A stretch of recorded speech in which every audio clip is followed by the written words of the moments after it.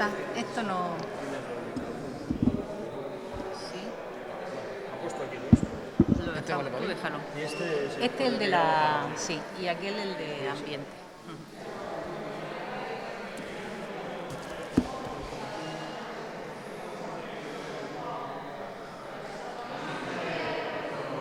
Buenos días. Cuando me acerca...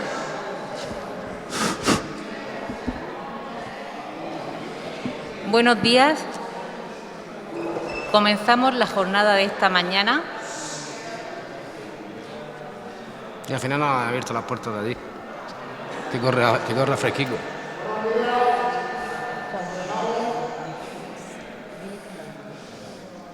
Las puertas. Ah, están abiertas, vale. Buenos días, bienvenidos a la jornada Alumbra Alumbre. Este sábado 31 de julio comenzamos presentando un libro de Vicente Juan Medrano Salamanca que se titula Consejos de guerra a mujeres condenadas en la región de Murcia 1939-1944. Vicente Juan Medrano Salamanca es miembro de la Asociación de Memoria Histórica de Cartagena e investiga desde hace muchos años, 4 años, los procedimientos sumarísimos instruidos después de la Guerra Española de 1936-1939 en el archivo que se custodian en el Archivo Naval de Cartagena. Actualmente, como experto conocedor de estos sumarios, colabora en el proyecto que lleva a cabo la Federación de Asociaciones de Memoria Histórica de la región de Murcia sobre catalogación de fosas de la Guerra Civil y la posguerra en esta región. Consejos de guerra a mujeres condenadas en la región de Murcia 1939-1944 es un estudio minucioso y concienzudo sobre la represión femenina en la región de Murcia. Este libro es fruto de un arduo y prolongado trabajo de investigación revisando miles de sumarios custodiados en el Archivo Naval de Cartagena. En él se expone de manera objetiva cómo se desarrollaron los procesos sumarísimos que condenaron a muerte o a largas penas de prisión a muchas mujeres que osaron transgredir el viejo orden y mostrarse como protagonistas de la historia. Trabajos como el que hoy nos presenta Vicente ayudan a entender cómo se produjo el proceso represivo contra la población murciana que permaneció fiel al orden legal de la Segunda República y perdió la guerra de España de 1936 a 1939. Antes de hablar del libro, coméntanos por qué tu interés en abordar este tema.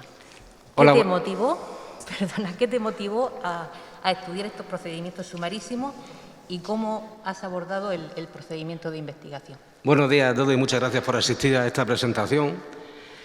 También agradecer a la Federación de Asociaciones de la Región de Murcia de la Memoria Histórica y a la Asociación de la Memoria Histórica de Cartagena, que de alguna manera están ayudando a que este libro tenga una difusión.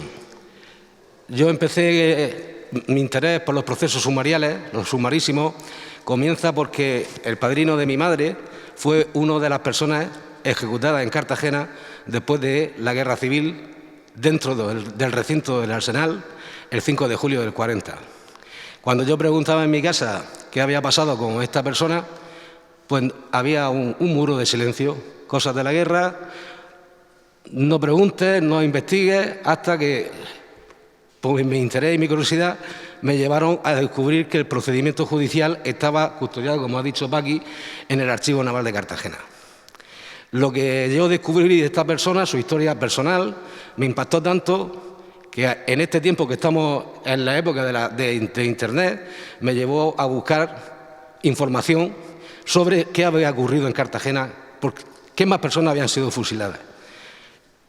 Cuando empiezas a investigar te das cuenta que hay una serie de listas que se componen, que no están completas o en su momento no estaban completas, que solamente aparece un nombre que a mí me pareció aquello frío, muy frío, nada más, ningún dato. Y tanto me había impactado la historia del padrino de mi madre que dije, pues voy a investigar también al resto de personas, voy a saber quiénes eran y por qué fueron condenadas y ejecutadas. Ese interés que empezó por el padrino, por Cartagena, pues se extendió a toda la región. Y ha dado lugar a la investigación que ha durado 4 años y en las cuales he podido revisar los aproximadamente 20.000 procedimientos sumariales que existen de la época y que conllevan que 45.000 murcianos y murcianas después de la guerra pasaran por un consejo de guerra o unas diligencias previas o informativas, siendo condenadas y sufriendo la ejecución o, en otros casos, largas condenas de prisión. En el capítulo primero explicas en qué consistían los procedimientos sumariales y cómo se desarrollaban, así como las calificaciones de los delitos. Relatas de forma clara y ordenada, lo que para cualquier investigador es muy importante porque te ayuda a afrontar ese documento, cómo interpretar el documento.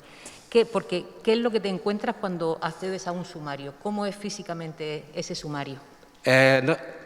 Como dice Paqui, esta justicia, entre comillas, justicia al revés, porque fueron juzgadas por rebelión y traición o adhesión a la rebelión aquellas personas que se habían mantenido fieles al gobierno legalmente constituido de la República. Es decir, los que realmente habían producido la sublevación y la rebelión fueron los que se atrevieron a juzgar a la otra parte leal al régimen, al gobierno, por esos delitos que ellos acababan de cometer. Estos procedimientos están en papel, pero un papel que no es como hoy en día. Tenéis que tener en cuenta la época de carencia. Entonces hay papeles de cualquier tipo, papel cartón, papel de fumar, papel fotográfico, cualquier tipo de papel se usaba para incluirlo dentro de estos sumarios. Hay sumarios en los que solamente va una persona y puede haber 25 o 30 hojas, si son muy finos, y hay otros sumarios que se componen de 2.000 o más hojas, porque van juzgadas en el mismo procedimiento no solamente una, 10, 20, 30, 40, 70 y hasta el máximo que se ha encontrado 177 personas en un mismo procedimiento. Entonces tenéis que pensar pues, que hay que revisarlo entero. Puede ser un sumario así, a veces están solamente en una caja, a veces ocupan 2 cajas y hay que ir extrayendo la información que uno desea obtener. Llama mucho la atención el nombre de los delitos: traición, rebelión, adhesión a la rebelión, auxilio a la rebelión, excitación a la rebelión. Resulta paradójico, como tú dices, que el ejército rebelde fuera el que acusara de traición y de rebelión a la población que permaneció fiel a la Segunda República. Murcia, como sabemos, nuestra región fue republicana hasta el final de la guerra, hasta que acabó la guerra. Entonces, ¿cuál era el objetivo final de condenar a miles de personas por actuar de acuerdo a las leyes vigentes? Bien, como ha dicho Paqui, estas personas fueron juzgadas por la justicia militar, de acuerdo al Código de Justicia Militar vigente del Ejército de Tierra y de la Marina. Por eso se les acusaba de rebelión, traición, adhesión a la rebelión, auxilio a la rebelión o excitación a la rebelión. Realmente lo que se estaba juzgando pues fueron, desgraciadamente, todo ese periodo de inicio de la guerra, es decir, del 18 de julio del 36 hasta prácticamente final de enero del 37, que es el periodo en el que el Gobierno central de la República pierde el control de su territorio, que pasa a manos, sobre todo, de las sindicales, de la CNT, de la UGT, de la FAI, y en ese momento, pues es que es verdad, y hay que reconocerlo, que en el territorio de la que controla la República se produce una represión hacia las personas de derecha. Pues una vez terminada la guerra, estos procedimientos vienen a juzgar a todas esas posibles personas que participaron en esos posibles asesinatos o quema de imágenes, quema de iglesias, incautaciones de fincas y demás. Como estaban siendo juzgados por el Código de Justicia Militar, a los militares que no se sumaron al golpe de Estado, que permanecieron leales al gobierno, a eso se les aplicó el delito de traición y rebelión, por no haberse sumado a sus compañeros en el golpe de Estado. Generalmente no, al 100%, esos dos delitos, traición y rebelión, conllevaban la pena de muerte y la ejecución de la persona. Pero estaban reservados solamente a los militares. A partir de ahí entramos en el personal civil. Era adhesión a la rebelión, que era el delito más grave, donde se juzgaban a las personas que podían haber tenido una participación supuesta en un paseo ocurrido en ese periodo del 36 que hemos hablado. Esa adhesión a la rebelión, cuando llevaba las agravantes de perversidad social y gran trascendencia de los hechos realizados, conllevaba la pena de muerte y, si no llevaba las agravantes, se quedaba en una pena de reclusión perpetua, 30 años. El auxilio de la rebelión juzgaba delitos menores, entre comillas, lo de quema de iglesias e imágenes sagradas, 20 años, de ahí para abajo, y la citación a la rebelión pues eran las personas que eran de izquierda, pero que no sabían significado, según los que juzgaban, no sabían significado en hechos importantes. Para ellos consideraban importantes esas penas, podían ser de 6 meses, 1 año, 2 años o 3 años de prisión. El contenido de los sumarios es muy duro, porque estamos hablando de una serie de procesos que acabaron con la pena de muerte, con reclusiones a 30 años, con penas muy duras. Pero también queda de manifiesto que, por ejemplo, no se interroga a testigos presenciales. Es muy habitual escuchar «tiene entendido de rumor público», o sea, los testigos que declaran lo dicen de oídas. Tiene entendido por el rumor público, sabe por referencias, por ser público y notorio en el pueblo, había oído decir que, incluso a veces citan a otras personas, pero después a esas personas no se las interroga. O sea, dice, es que me ha dicho alguien, pero no, el tribunal no se dirige a ese alguien a preguntar. O a veces ni siquiera hay testigos. O sea, tú citas un caso, en el sumario 919 dices, fueron juzgadas 6 personas, 5 de ellas condenadas a muerte, y no hubo declaración de testigos ajenos a los propios procesados. Entonces, ¿es habitual esta falta de rigor desde una perspectiva de justicia en los procedimientos? Es que hay que tener presente, por eso el libro, la primera parte, está dedicada a explicar cómo se desarrollaban estos procesos judiciales que tuvieron una total falta de garantías y tuvieron unas peculiaridades muy concretas. En primer lugar, podríamos citar que ni el juez instructor ni el secretario que instruían el procedimiento, ni una vez que se llegaba a la finalización de la instrucción del sumario al Consejo de Guerra, ninguna de las personas, ni el juez, ni el secretario, ni el presidente del Consejo de Guerra, ni los vocales, que eran los que después condenaban a estas personas, ninguno tenía la carrera judicial. Eran oficiales superiores del Ejército del Aire, de Tierra o de Marina, pero sin la carrera judicial. La única persona que participa en los sumarios y que tiene esos conocimientos jurídicos es el auditor de guerra, que es el que lleva, digamos, el que va centrando todo el desarrollo del procedimiento. Esta situación se daba por un simple motivo. Fueron tantísimas las personas que fueron juzgadas después de la guerra, pues que había que echar mano de cualquier persona para que fuera componente de estos consejos de guerra.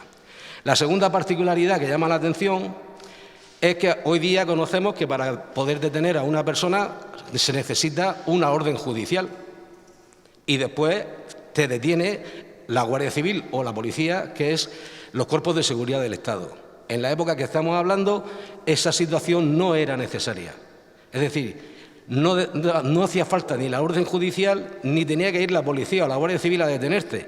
Generalmente eran ellos, sumados Falange Española, que era un cuerpo militar parapolicial, pero cualquier persona que fuera de reconocida solvencia moral y política y afecta a la causa nacional, tenía capacidad para ir por la calle, reconocer a una persona que supuestamente era de izquierda, detenerla y presentarla en comisaría. Esto dio lugar pues, a muchas pequeñas, en algunos casos, rencillas personales.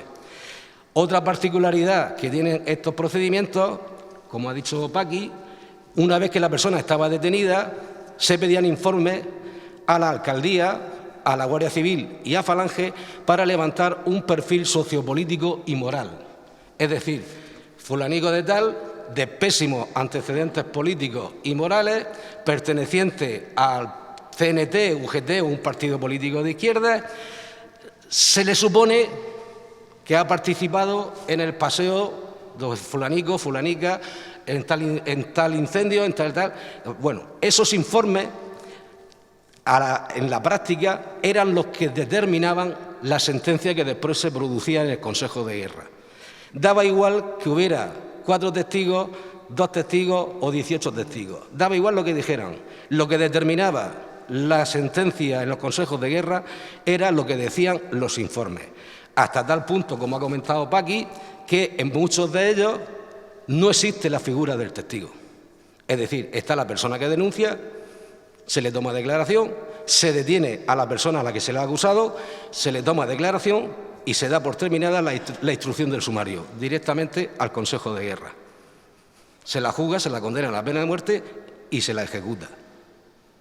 Sin testigo. No hacen falta. Y la última irregularidad fuerte o que llama la atención es que en el caso de que hubiera testigos no existía la figura del defensor. Es decir, durante todos los interrogatorios que pudiera sufrir la persona que estaba encartada, que no pensar que era una investigación con el objetivo de dilucidar si era culpable o no, es que ya eran culpables, tenían que demostrar su inocencia. Pero no ellos, sino que alguien que fuera afecto a la causa nacional pudiera aportar una información de que era religioso, de que había defendido a personas de derecha, tenía que demostrar su inocencia. El defensor no existía en esos interrogatorios, que no eran muchos. Lo normal era una declaración de la persona encartada, 2 y, en caso excepcional, 3 declaraciones. Pero no 3 declaraciones extensas, sino simplemente cómo te llamas, a qué partido político has pertenecido, qué hacías el 18 de julio y, a partir de ahí, alguna cosilla de ¿y qué en la noche que pasó esto, dónde estabas? Si es que se le preguntaba, porque muchos de ellos, cuando llegaban al Consejo de Guerra y se le leían antes de entrar los cargos, eran ignorantes de qué se les acusaba. No sabían de qué se le estaba acusando. Pues la figura del defensor en todo ese procedimiento no existía. ¿Cuándo aparecía el defensor? El mismo día del Consejo de Guerra. Las actuaciones, no es que el defensor fuera a interrogar a la persona encartada, no, es que 3 horas antes de que empezara el Consejo de Guerra se le pasaban las actuaciones del juez instructor. Se las leía y con eso era suficiente para hacer la defensa de la persona.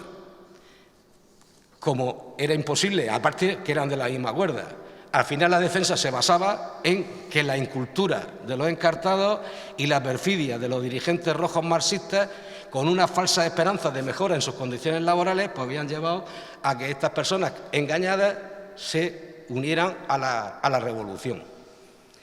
Tener presente que una persona, pues ya hemos dicho que podía llevar 20 hojillas, pero cuando el procedimiento iban 80 personas y las actuaciones se le daban al defensor 3 horas antes del procedimiento, pues podéis imaginar qué capacidad de defensa tenía sobre esas personas, aparte que no les interesaba. Y si en algún momento alguien decía, oiga, que es que no se ha llamado a ningún testigo, la respuesta, además escrita literalmente, es que los informes de la Alcaldía, la Falange y la Guardia Civil son de personas tan solventes, política y moralmente, que no hace falta la presencia de testigos que no van a aportar nada nuevo a lo que estén diciendo estos organismos. Con lo cual, ninguna garantía. Sí, que llama la atención que el abogado defensor lo más que hacía era... No era abogado, cierto. O sea, hemos dicho que lo único que tenía la carrera judicial era el auditor. Sí, que el que actuaba como defensor lo más que hacía era pedir la pena inmediata inferior. Apelando a la benevolencia de los componentes del Consejo de Guerra, pues se pedía una pena, un grado inferior a la que había solicitado Pero el fiscal. también relatas el caso de un abogado que pide 20 años y condenan a muerte. También se daban los casos de que el fiscal pedía penas a lo mejor de 20 años o reclusión perpetua, y luego el Consejo de Guerra pues consideraba que era la pena de muerte y se le sentenciaba y se le ejecutaba. Que no quiere decir que cuando en un Consejo de Guerra se condenara a la persona a la pena de muerte, esa ya fuera efectiva. Porque tenemos que recordar que estamos en una dictadura, un mando único, en este caso Su Excelencia don Francisco Franco, que a quien se le comunicaban la parte de la sentencia y él era el que en última instancia daba la aprobación a esa sentencia de muerte en un documento que se llamaba el enterado. Ese enterado, Su Excelencia, que no ha sido comunicada la parte, se da por enterado de la pena impuesta. Ese era el documento que certificaba que esa persona iba a ser ejecutada. Tenéis que tener presente que desde el 17 de julio del 36 hasta mayo del 40, todas las penas de muerte que se cumplieron en España, todas, repito, las firmó Franco, todas. A partir de mayo del 40 ya hubo una orden delegada en la que se autorizaba a los capitanes generales de las diferentes regiones militares tanto a aprobar las penas de muerte como las conmutaciones. Pero era tal el respeto o el miedo que se le tenía a la figura de su excelencia que los capitanes generales sí se atrevían a firmar las penas de muerte para que fueran ejecutorias, pero no se atrevían a dar las conmutaciones. Aunque tuvieran capacidad para ello, lo derivaban a su excelencia, para que fuera él que en última instancia decidiera sobre la vida o la muerte de esos españoles. Vicente, otra cosa que llama la atención en los sumarios es el lenguaje que se utiliza en los informes, en las acusaciones, en las condenas, que generalmente es bastante humillante. Y sobre todo hay una diferencia, o se ve una diferencia en el tema de las acusaciones a mujeres. Claro. Cuando se habla de incitar, alentar, envenenar, o de extralimitarse en su función de mujer, o la que se considera que tiene que ser en su función de mujer, con expresiones como no supo estar en su puesto de mujer, no supo conservar su misión de mujer, y eso aparece en las acusaciones.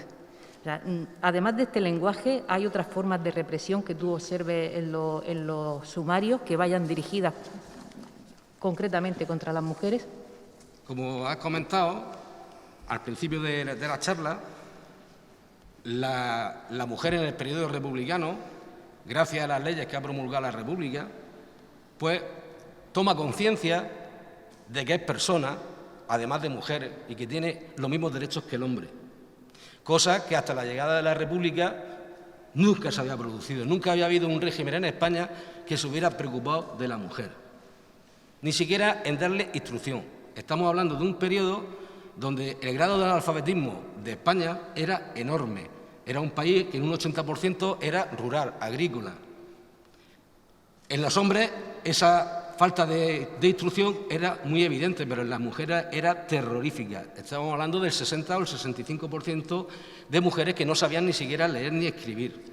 La República les está dando, a la llegada, no solamente a ellas, porque uno de los pilares de la República, reconocido inclusive por la gente de derecha, es el esfuerzo que se hizo en educación, en llevar la educación al pueblo, en sacarlo de esa incultura y, lógicamente, a la mujer.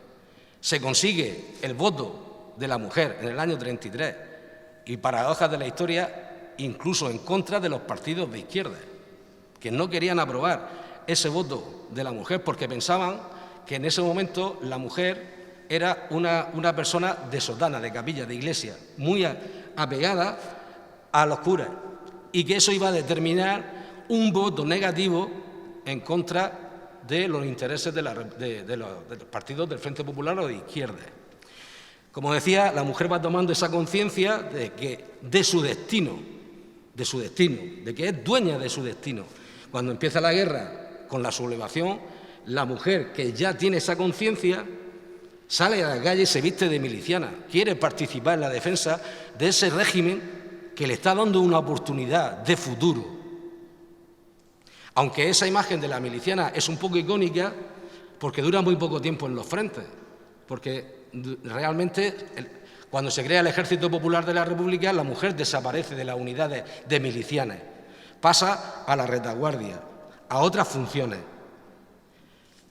Entonces, en esa mentalidad secular de la historia de que la mujer no tiene derecho a nada, en las sentencias se observa que, igual que a los hombres se les acusa de participar directamente en los hechos que están siendo juzgados, la mujer no tiene esa capacidad independiente. Entonces se la acusa de ser incitadora, alentadora a que los hombres cometan esos actos, apelando a su falta de masculinidad. Coloquialmente, no tenéis huevos a hacer lo que tenéis que hacer para que esto no vaya.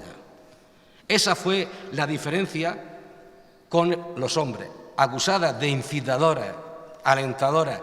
Y como no, ha dicho Paqui, como el mayor acusador que hubo en los procedimientos sumariales, en estos procedimientos judiciales, fue el rumor público, se sabe de rumor público porque Pensar que si un paseo se producía en el año 36 a las 2 de la madrugada o a las 3 de la madrugada, pues prácticamente no había testigos de esos incidentes.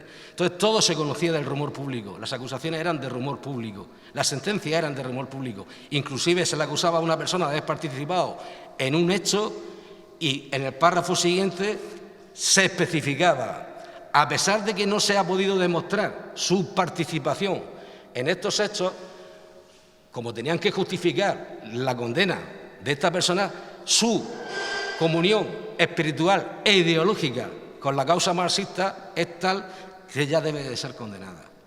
Pues aparte de ser incitadora y alentadora, fue la que capitaneaba las turbas, las hordas marxistas, portando la bandera de tal o cual partido o de tal o cual sindicato.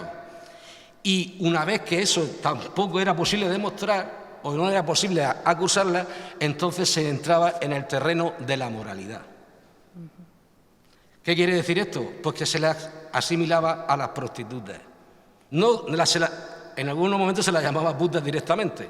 En otros casos, su moralidad era muy baja. Se la veía entrar y salir de la casa del pueblo a altas horas de la noche acompañada de hombres. O se la vio hacer guardia de miliciana a altas horas de la noche, desatendiendo su labor de mujer en su casa. Se afilió al Partido Comunista sin el consentimiento de su marido. Pues esas fueron las acusaciones diferenciales sobre los hombres con respecto a las mujeres. Ese sexismo que conllevaba, que lógicamente al terminar la guerra, todos esos avances que hemos hablado, que se habían producido en el periodo republicano, pues se volvió a traer, y hasta la actualidad, que estáis con mucho trabajo, pues estáis llegando otra vez a ser alguien en la sociedad. Sí. Te iba a comentar, la lectura del libro, aparte de conocer la estructura de los sumarios, también permite ver o permite intuir cómo se instruyeron esos procedimientos. O sea, se nota que hay coacción, terror, que se utiliza la delación, que hay tortura, sin decirlo abiertamente, pero en alguna declaración alguna mujer dijo, quejándose de otro que había sido juzgado, ¿no? Él ha hablado mientras que yo he permanecido, o sea, he aguantado sin decir su nombre, ¿no? Como diciendo, a mí también me han torturado, pero yo no he hablado.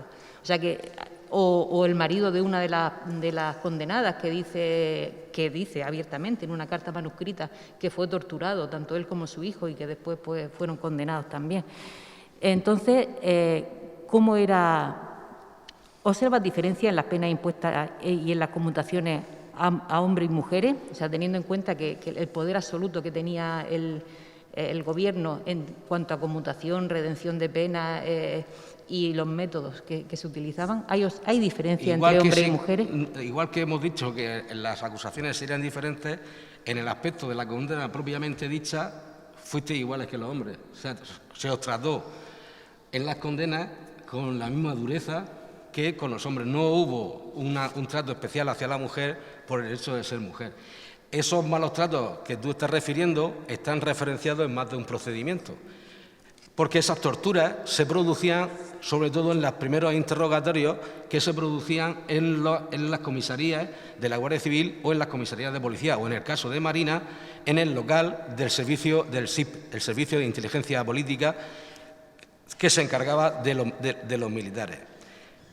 Esas primeras declaraciones, en la mayoría, no es que se suponga, se lee, y algunos de ellos después las denuncian, pero cuando se encuentran ante el juez que está instruyendo el caso. Es decir, hay una acusación, hay un primer atestado, hay una declaración en ese atestado, y cuando viene el juez para que se ratifique en esa primera declaración, la persona se siente más segura, en ese caso, porque hay un juez delante y un secretario, ya no es un local sórdido de comisaría apartado donde no hay nadie, y entonces dice, pues no me ratifico en la declaración prestada ante la Guardia Civil porque me fue arrancada de forma violenta o me torturaron hasta que firmé lo que se quería firmar. Inclusive, algunos de ellos ni siquiera en ese momento ante el juez se atrevían a denunciarlo y lo denunciaban en el propio Consejo de Guerra. Porque en el Consejo de Guerra, cuando se les daba la oportunidad, una vez que ya había leído el fiscal las acusaciones, perdón, el relator había leído la acusación y demás, los encartados tienen algo que decir. Entonces ahí alguno todavía se sentía un poco ya en última instancia decir, es que yo todo lo que he dicho ha sido de esta manera. Lo que pasa es que daba igual, no se investigaba.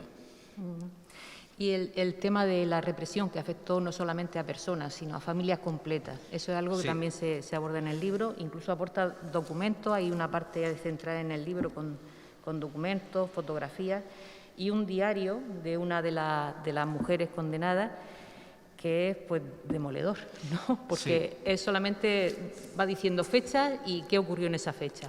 Entonces, pues me raparon la cabeza, fusilaron a mi padre o a mi hermano, así. El tema de centrar el libro en las mujeres tiene dos motivos muy sencillos. Uno, primero, porque en comparación con los hombres fueron menos. Es decir, en la región se impusieron 1.300 penas de muerte, de las que 771 fueron ejecutivas. De esas 771 personas, 14 fueron mujeres. Fueron 507 personas ejecutadas en Murcia capital, 181 personas ejecutadas en Cartagena, 36 en Caravaca, 35 en Lorca, 11 en Totana y una más en Jumilla. Bien, hemos hablado al principio de que había ese tabú a hablar sobre la guerra cuando yo hablaba del padrino de mi madre, el conocimiento de esa época. El centrar también el libro en la mujer es por otro motivo, y es porque la mujer fue una víctima directa e indirecta del sistema represivo franquista. Y le vamos a explicar, los tres conceptos los tenemos reunidos en Pilar Zapata Canales. Esta mujer, vecina de San Javier, fue condenada a la pena de muerte y, conmutada la pena, por suerte, cumplió su condena de prisión, salió de prisión y murió en La Unión en 2010. Está enterrada en el cementerio de La Unión. Bien. Esta Pilar tenía 3 hermanos, lógicamente padre y madre, y una hermana más. Pues esta familia, su padre fue condenado con 60 y tantos años a 30 años de prisión por el delito de adhesión a la rebelión y murió en la prisión de Valdecilla, en Santander, cumpliendo condena de 30 años. Hemos dicho que tenía 3 hermanos. Silvestre fue fusilado en el cementerio de Espinardo de Murcia en el año 40. Juan fue fusilado en el cementerio de Espinardo de Murcia en el año 43. Tenía un hermano, Miguel, con 21 años, igualmente condenado a la pena de 30 años de prisión y falleció también en prisión a consecuencia de la tuberculosis pulmonar. Pero su hermana, que estaba casada, su yerno, o sea, su cuñado, fue ejecutado en octubre del 39 en el cementerio de los Remedios de Cartagena. Y su hermana, también condenada a 6 años de prisión. Quiere decir, esta familia fue diezmada. Todos estos hijos tenían una madre, Josefa, la abuela Josefa. Y la abuela Josefa jamás va a aparecer en un listado como una víctima de la represión franquista. Nunca. Es una persona olvidada en la historia, en todo. Y sin embargo tuvo que vivir habiendo visto desaparecer en cuestión de 3 años a toda su familia. Su marido, sus 3 hijos y su yerno. ¿Cómo viviría esta mujer? ¿Es víctima o no es víctima de la represión franquista? ¿Va a aparecer alguna vez en una lista? Nunca. Pero no solamente eso. Hablando con sus hijas, porque fijaros qué raro que a día de hoy ya encontrar un nieto es un poco difícil. Generalmente hablamos de los bisnietos. En este caso, como Pilar tenía 23 años cuando la condenaron a la pena de muerte, a día de hoy quedan vivas 3 de sus hijas. Cuando yo las conocí y las entrevisté y hablé con la familia, pues en uno de esos, oye, pues mi padre se llamaba Ramón, ahora mismo no me acuerdo de los apellidos. Cuando yo llegué a mi casa, pues en mi base de datos, Ramón, pues si fue condenado también a la pena de muerte, pues se la conmutaron. Y en la siguiente llamada telefónica y visita, pues se lo dije a las 3 hijas, oye, que vuestro padre también... Bueno, yo pensaba, daba por hecho que ellas lo sabían. Y de pronto se hizo el silencio. O sea, ellas, a día de hoy, este año, hace 3 meses, se han enterado de que además de su madre, que fue condenada a la pena de muerte y conmutada, su padre también fue condenado a la pena de muerte y conmutada, por ese muro de silencio. Es decir, esta familia lo reúne todo, esta mujer lo reúne todo. En el libro no solamente se va a este caso de la familia, en cada final de cada capítulo van referenciados todos aquellos personas del mismo núcleo familiar en el que yo he podido establecer la relación padre, hermano, hijo o lo que sea. Porque la represión no fue solamente individual hacia la persona que sufría ese consejo de guerra, la represión fue hacia los núcleos familiares completos. Y el libro lo que trata de demostrar es que se fue a por las familias de izquierda en todos sus niveles. Decíamos que la mujer, que era una represión indirecta, y hablábamos de Josefa, que sufre toda esa pérdida de toda su familia, también se encuentra en una situación totalmente de desamparo. ¿Por qué? Porque en esa época tenemos que pensar que la mujer no estaba incorporada al mercado de trabajo. Los que llevaban el pan a las casas eran los padres, los maridos, los hijos mayores. Se ven en una situación en la que tienen al padre, a su hermano o al hijo mayor en prisión. Son mujeres, esposas o hijas de rojos que están en la cárcel, con lo cual ya están señaladas. Y tienen que seguir dando de comer, no solamente a la casa, sino en lo que pueden, quitándose de lo que no tienen para poder llevarle al familiar que tienen en prisión y poder hacerle la estancia un poco más llevadera. Se vieron en una situación de desamparo total, totalmente. Es que es increíble. Bueno, yo te iba a preguntar ahora por datos, porque en tu libro aportan muchos datos, pero ya lo has adelantado, ya nos has hablado de los números de fusilados y demás. Y, bueno, dices cosas como que 36 fue el máximo de ejecutado en un solo día, que fue en Caravaca, que en la región de Murcia además fueron fusilados 10 maestros, bueno, y nos has dicho las cifras totales de fusilados, de hombres y mujeres. Sí. ¿No lo recuerdas? Pues fueron 771 personas, aunque ahí hay 4 casos que había que matizar, pero bueno, eso no es el momento. Fueron 507 en el cementerio de Espinardo, 181 en Cartagena entre el arsenal militar, porque todos los que eran marinos fueron ejecutados dentro del recinto del arsenal, en el campo de deportes que a día de hoy todavía existe, y el resto en las tapias del cementerio de Los Remedios. En Caravaca solamente hubo un día de fusilamiento, que fue creo que fue el 18 o el 20 de octubre del 39, sin embargo, solo se fusiló un día, pero se fusiló a 36 personas. Luego en Lorca hubo 35 ejecutados, en Totana hubo 11 y en Jumilla una persona. ¿Quiere decir que todas las personas que ejecutaron en Murcia eran de Murcia? No. Fueron personas de toda la región, porque los juzgados, cualquier población importante dentro de la región, tenía su juzgado. En Cieza había juzgado, en Jumilla había juzgado, en Yecla había juzgado, en Blanca, en Mula, en Archena, pero una vez que los condenaban a la pena de muerte, antes de que llegara ese famoso enterado que hemos comentado antes, eran trasladados a la cárcel vieja de Murcia, en espera de ese documento que ya daba la ejecutoria para la ejecución o, con suerte, la conmutación. Una vez que llegaban estas personas a la cárcel vieja de Murcia, entraban en una galería diferente al resto de los reclusos. Nunca sabían cuando se levantaban si iba a ser su último día, porque se les comunicaba que iban a ser ejecutados a las 12 de la noche, aproximadamente 5 o 6 horas antes de que se produjera la ejecución. Se constituía el juzgado en la prisión, se le leía al reo otra vez la sentencia, se le leía el enterado de su excelencia y se ponía al reo en capilla. Y se le ofrecía, si quería recibir los auxilios espirituales, o se le daba la oportunidad de hacer testamento o arreglar alguna cosa. Es decir, desde que se levantaban hasta que llegaban las 12 de la noche, no sabían si iba a ser su último día.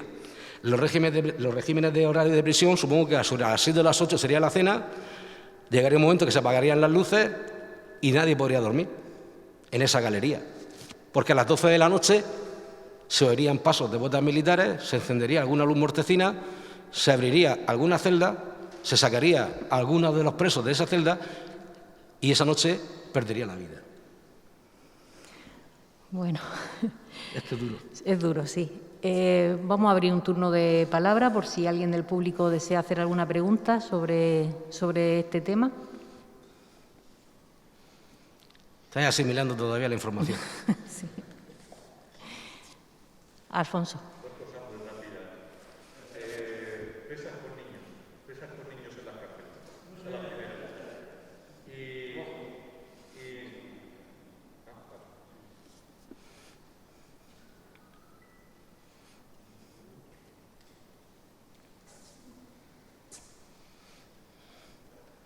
Sí, la primera cuestión es que me consta, porque en la cárcel de Totana hubo por lo menos 5 o 6 casos que los tenemos.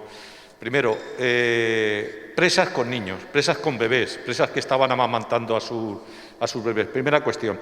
Y luego otra segunda cuestión, que es más oscura, es que las mujeres durante los primeros meses, incluso años, después de la caída de los frentes y de la guerra, fueron las que llevaron el peso organizativo de la resistencia contra el régimen franquista. ¿Por qué? Porque muchas de ellas eran desconocidas. O sea, aquí en el libro, lógicamente, hay presas que habían aparecido como milicianas, como militantes de los sindicatos, como maestras represaliadas, pero otras eran personajes hasta cierto punto socialmente y organizativamente oscuros. Hay muchas mujeres reingresadas, por ejemplo, en las cárceles, por salir de la cárcel, llevar el sistema de resistencia a nivel de propaganda y organizativo en células y demás, y después reingresadas en la cárcel. Mira, en contestación a la primera pregunta, es verdad que en el régimen de prisión del régimen franquista se permitía a las reclusas que eran madres tener dentro de la prisión a los niños y a las niñas hasta la edad de 3 años. Se consideraba el periodo de lactancia, se les permitía estar con las madres dentro de la prisión.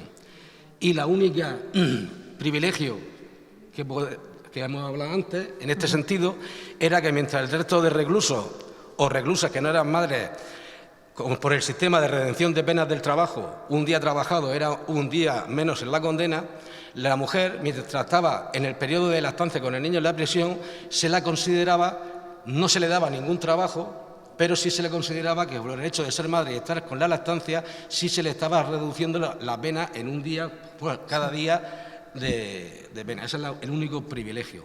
En el libro van varios casos de personas, mujeres, que convivieron con sus hijos en prisión. Unas terminaron de una forma, a día de hoy, lógica, que no quiero desvelaros el contenido del libro, y en otras pues no se le hizo ningún caso a la voluntad de la madre con respecto al hijo, que en ese momento, al cumplir los 3 años, pues se le quitó. Y con el otro tema que has comentado, también viene referenciado en el libro el caso de una mujer militante del Partido Comunista, condenada a 30 años, su marido también condenado a 30 años, se casaron los dos en la prisión en el año 42, y al salir, a ella, el Partido Comunista la busca. Ella salió de prisión en el año 46 y el marido un año antes, o al revés, no sé ahora mismo exactamente. El marido, cuando sale de la cárcel, pues va ya con la tuberculosis pulmonar encima, no puede trabajar, no puede salir. Y ella se encuentra en ese momento 2 personas que vienen de la cárcel que no tienen medios de subsistencia, y el partido a ella la busca para que vuelva otra vez a reorganizar esa resistencia que tú acabas de decir, protagonizada por mujeres mayoritariamente o gente que quedaba, y ella en principio se niega, pero tiene una necesidad económica para poder ya alimentar a su marido, ya ella misma. Ya. Pues vuelve otra vez a ser detenida, embarazada, y vuelve otra vez a cumplir otros 8 o 9 años en prisión. Cuando va la Guardia Civil a detenerla, la misma Guardia Civil comunica al juez: oiga, vengo a detener a esta chica por segunda vez, una vez que había salido de prisión, pero es que resulta que está a punto de dar a luz. ¿Qué hago con ella? ¿Me la llevo a la prisión o qué? Y el juez le contesta: no, llévesela usted al hospital, pero déjele vigilancia, calidad de detenida, que dé a luz, y dio a luz, y fueron los 2 otra vez a parar a prisión. La madre y el hijo. Y mujeres, en este caso, de las 1.350 mujeres que yo he podido certificar que pasaron por los juzgados militares en sus diferentes modalidades, diligencias previas, diligencias informativas, sumarísimo ordinario o sumarísimo de urgencia, ese tema prácticamente no viene tocado. Casi todas son por hechos de la guerra civil, no por hechos posteriores, porque el régimen franquista sí hacía una distinción entre la depuración por hechos cometidos durante la guerra civil, no solamente de la guerra civil, a lo largo de toda la República, e inclusive se remontaban al periodo de la dictadura de Primo de Rivera, y los delitos contra la seguridad del Estado, que fueron las condenas a posteriori ya tardías, que es donde entran este tipo de mujeres que tú estás comentando. pero ya son delitos contra la seguridad del Estado. No es el mismo tipo, no entran dentro de este tipo de sumario. Hola, Vicente. Me gustaría saber si has recogido algún caso de consejo de guerra de mujeres murcianas fuera de la comunidad autónoma. Perdona, Ángel, repite la pregunta. Sí, ¿me oyes ahora? Sí. Que me gustaría saber si en tu obra recoge algún caso de consejo de guerra de murcianas, pero fuera de la comunidad. Sí, porque dentro de los sumarios a veces se le había procedimiento a personas porque lo hacía el auditor de guerra de oficio por alguna denuncia correspondiente a otro sumario que alguno de los encartados o en alguna declaración se nombraba a esa persona, hombre o mujer, como participante en algún tipo de delito. Y entonces, sin haber una denuncia expresa contra la persona, el auditor de guerra, por referencia, habría un procedimiento contra esa persona. Había que buscarla. Y al buscarla, en ocasiones, pues se daba cuenta de que fulanito o fulanita tal estaba a disposición del auditor de guerra de Andalucía, de Granada, de Burgos, de Madrid, o de donde fuera, y que ya estaba tenía un procedimiento abierto. En ese momento se calculaba o se miraba qué delito, en qué sitio el delito era más grave. Si la gravedad del delito cometido en Burgos era superior al cometido aquí en la región, esas diligencias previas se cerraban porque la justicia militar de la región de Murcia se inhibía en favor de la auditoría de guerra del lugar donde estaba siendo juzgada. O al revés, a lo mejor el delito de aquí era más importante a sus ojos que el que tenía en Burgos, y entonces Burgos se inhibía a favor de la auditoría de guerra de la región de Murcia. Y entonces sí se trasladaba a la persona a la región y se la juzgaba aquí. Pero esos delitos o esos juzgados fuera de la región de Murcia, habría que irse a donde estén depositados esos procedimientos para poder ver qué pasó con ellos. Sí que es verdad que en algunos casos, si la persona ya había sido juzgada y condenada, sí se pedía un certificado de la pena de la condena, porque muchos de ellos a lo mejor iban a ser juzgados aquí y ya la habían ejecutado en otra región. Entonces se pedía ese certificado de la sentencia del Consejo de Guerra y la pena que se le había impuesto, si fuera ejecutoria, de ejecución o de prisión. Mire, pues es que esta persona ya está juzgada y condenada por este delito y esta es la sentencia, sí se pedía la copia. Entonces, por ahí sí tenemos referencias de algunos casos de murcianos y murcianas que fueron juzgados fuera de la región. Gracias. ¿Alguna pregunta más? Bueno, pues lo dejamos aquí. Perdón. Yo sé que en el libro no viene otro tipo de represión a las mujeres, pero es que estamos en unas jornadas que dice el papel de las mujeres protagonistas olvidadas de la historia. Yo creo que podías hablar de otro tipo de represiones, aunque no estuviera en el libro, que sufrieron las mujeres de una manera específica. Pues mira, precisamente volvemos otra vez a Pilar Zapata Cánovas, porque sus hijas me cedieron un pequeño diario que ella escribió muy sencillo, donde fue anotando las principales fechas de los sucesos que le ocurrieron estando en prisión, y el primero de ellos, ella fue detenida el 29 de marzo, el 30 de marzo del 39, cuando San Javier fue ocupada por las tropas sublevadas, y de inmediata punta, el 4 de abril, me cortan el pelo. Para una mujer, cortarle el pelo es perder su identidad, parte de su identidad como persona. Ahí ya hay un foco de represión. Pero es que en el siguiente renglón declaro en San Javier, me pegan. Le pegan porque hemos comentado antes que tenía 3 hermanos, el padre y uno de los hermanos no sabían dónde estaba. Y la paliza o los malos tratos fueron encaminados a que dijera el paradero de su hermano, el que fue fusilado en el año 43. Las hijas también relatan, yo en el libro no lo he contado porque todos los datos que yo aporto en este libro están tienen su soporte documental detrás. Es decir, no hay ningún dato que se dé en este libro que no tenga un papel documentado detrás, que no es que lo diga Vicente, lo dicen los mismos papeles de estos represores que se creyeron que eran imperecederos en la eternidad y dejaron escritos como los nazis todo lo que hicieron. Sus hijas cuentan que Pilar fue, si no violada, por lo menos intento de violación para que dijera dónde estaba su hermano. Aunque yo eso, como no tengo un hecho fehaciente, un documento fehaciente detrás, no lo he querido incluir en el libro. También sabemos, por otros relatos y por otros trabajos, y cuando investiga, que a la mujer se le daba aceite de ricino por la mañana en ayunas y se las paseaba por el centro de los pueblos en paños menores o inclusive semidesnudas para que se fueran haciendo sus necesidades en ese camino, ese paseo matutino que les daban. Pero particularmente eso en un sumario yo no lo he encontrado en los aproximadamente, como he dicho antes, 18.000, 20.000 procedimientos que he visto. Pero sí existió, se sabe que existió.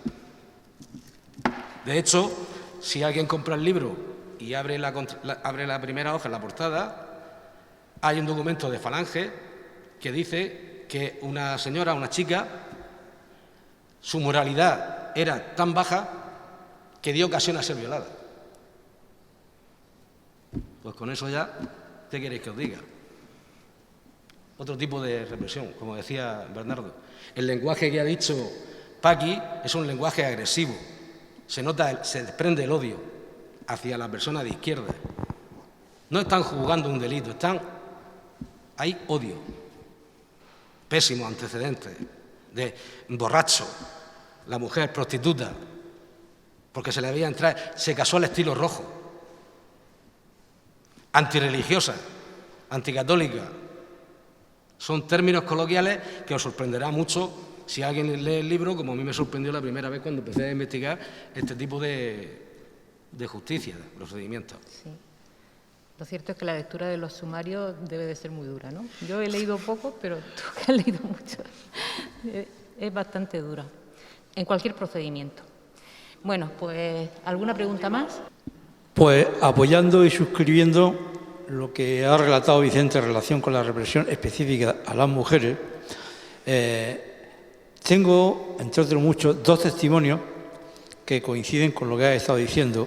Uno referido a la Diputación de Lorca de Avilés, por lo que ha relatado del corte de pelo y del aceite de ricino.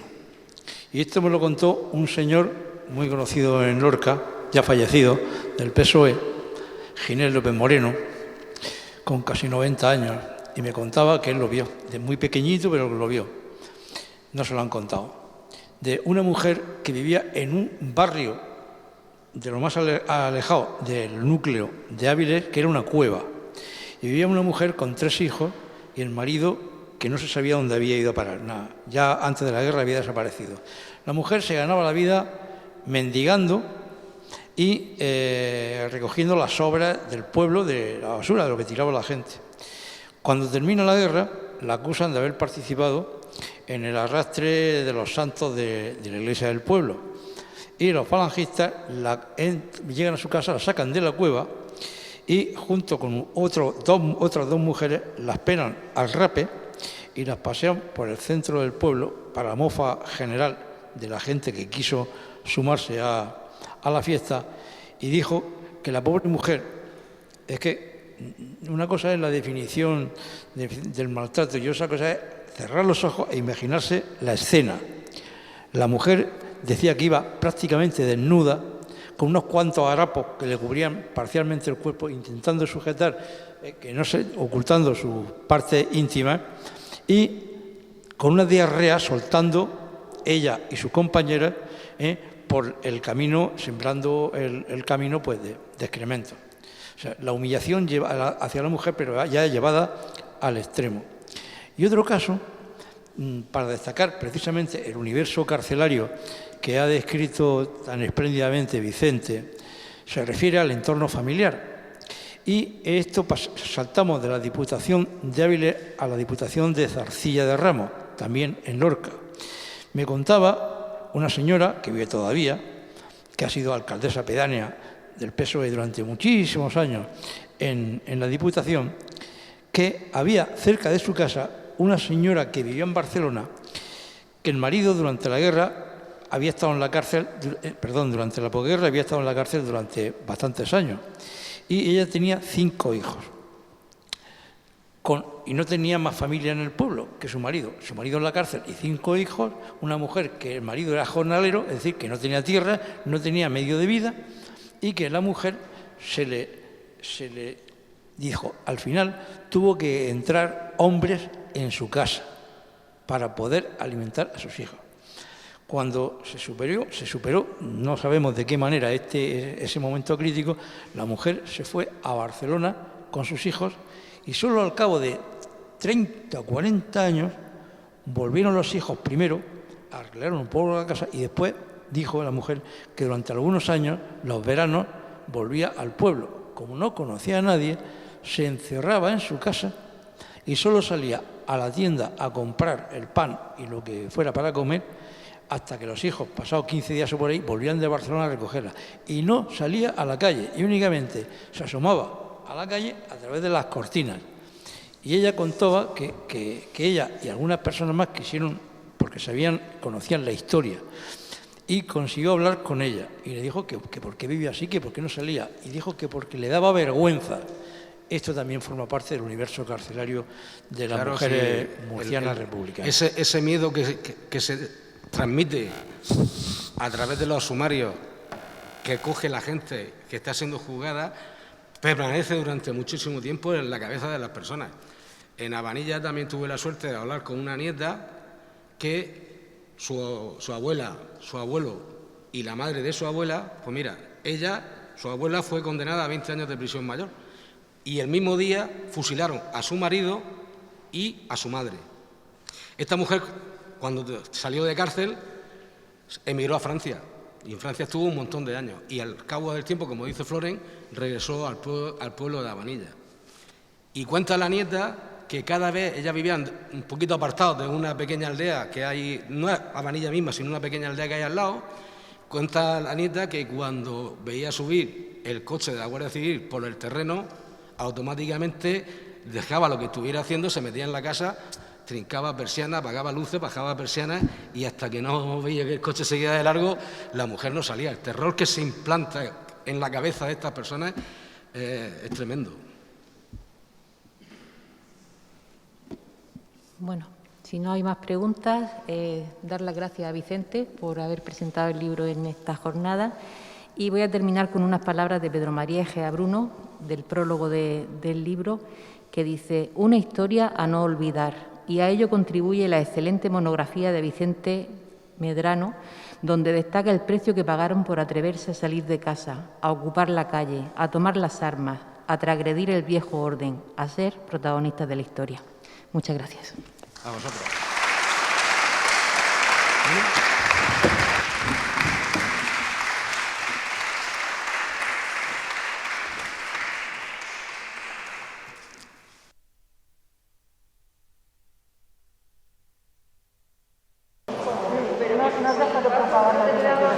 ¿Corto ya o qué? ¿Corto?